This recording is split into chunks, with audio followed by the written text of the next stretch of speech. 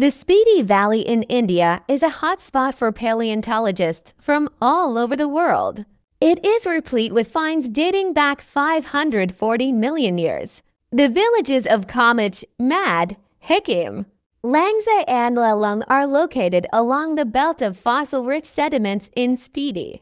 In Nepal, ammonites marine cephalopods with shells are found along the Kali Gandaki River.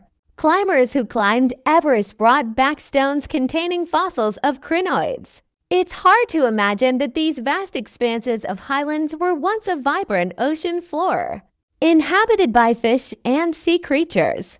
Does this prove the biblical stories of the Great Flood to be true? The discovery of fossilized fish on the peaks of the Himalayas is an important discovery for scientists because it proves that water once somehow covered these high-altitude areas. This opens up new avenues for research and shows that our planet has undergone enormous changes in its history. The theory that the Earth was once an ocean is of great importance for historians, archaeologists, scientists, and enthusiasts, as well as for understanding geological processes and climate change. However, it is important to note that this discovery does not necessarily prove the authenticity of the biblical stories of the Great Flood, as there are many other factors to consider.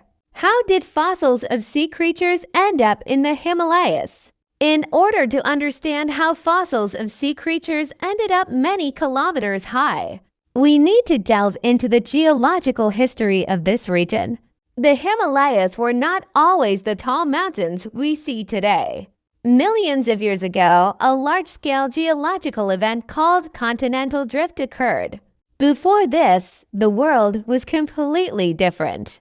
Instead of the continents we know, there were supercontinents, or giant landmasses. India was part of the supercontinent Gondwana, which included Australia, Africa, Antarctica, India, and South America. About 150 million years ago, India separated from Gondwana and began moving north toward Eurasia. Sea of Tethys.